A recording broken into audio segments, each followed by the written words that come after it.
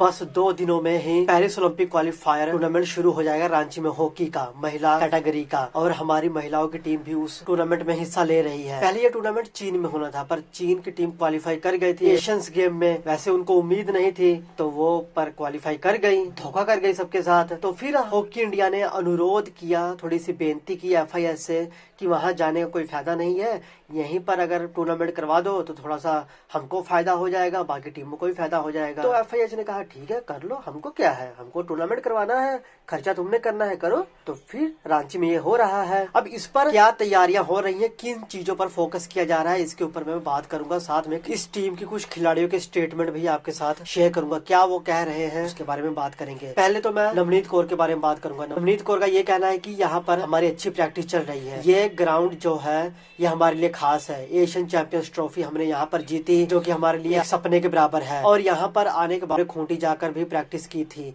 वहाँ पर बच्चों का जो उत्साह हमने देखा वो अद्भुत था। बच्चों की आंखों में जो हमने चमक देखी, हमको देखकर, हॉकी के खेल को देखकर, उसको एक्सप्लेन कर पाना मुश्किल है। पर इतना कह सकते हैं कि झारखंड में हॉकी का जो भविष्य है वो उज्जवल है। हमने यहाँ पर पहले प्रैक्टिस कर रखी है और अब भी प्रैक्टिस कर रहे हैं। ये एकदम घर जैसा ही प्रतीत होता है और ये होम ग्राउंड जैसा ही। बहुत से ऐसे हमारे खिलाड़ी जिनका वैसे भी ये होम ग्राउंड है। यहाँ के दर्शकों का जो उत्साह है वो हमको और अच्छा खेलने के लिए उत्साहित करता है। हम पूरी तरह से मेहनत कर रहे हैं, तीनों डिपार्टमेंट में अपना पुरजोर प्रयास कर रहे हैं कि जो गलतियां हमने पिछले टूर्नामेंट में की वो गलतियां यहाँ पर ना करें। और उम्मीद है कि हम अच्छा करेंगे। ओलंपिक टिकट हमको जरूर मिलेगी। टोक्यो में हमने जो उपलब्धि हासिल की थी उसको हम भूलना नहीं चाहते, उसको हम और ऊपर लेके जाना चाहते हैं। पिछली बार हम ऐतिहासिक 4थे स्थान पे रहे थे, पर इस बार हम और भी एक कदम ऊपर चढ़ना चाहते हैं। हम 3रे नंबर पे रहकर, 2रे नंबर पे रहकर या पहले नंबर पे रहकर मेडल अचीव करना चाहते हैं। तो इस तरह के कुछ प्रतिक्रियाएं नवनीत कौर के द्वारा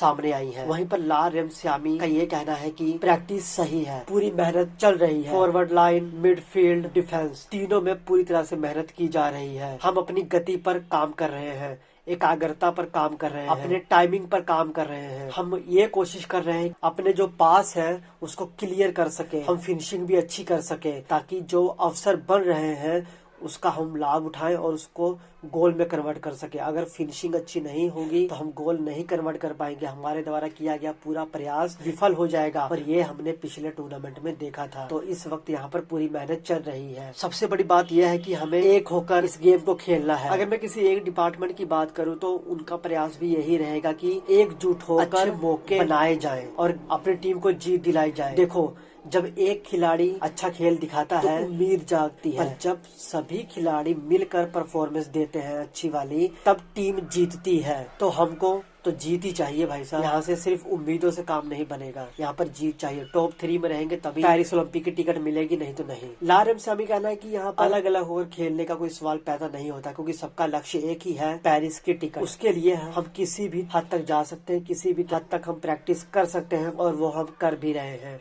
जी तोड़ मेहनत चल रही है। भारतीय टीम को पूल बी में रखा है, जहां पर अमेरिका, न्यूजीलैंड और इटली की टीमें हैं। भारत का पहला मुकाबला अमेरिका के साथ होगा, फिर न्यूजीलैंड के साथ और फिर इटली के साथ। भारतीय टीम के लिए जो बड़ा मैच है वो न्यूजीलैंड के खिलाफ ही होने वाला है।